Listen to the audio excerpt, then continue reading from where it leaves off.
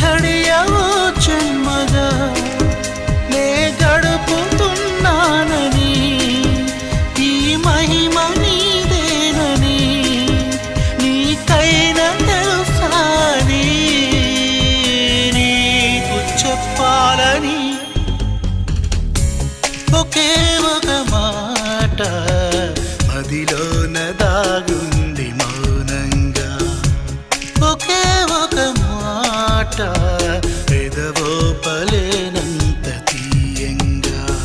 నా పేరు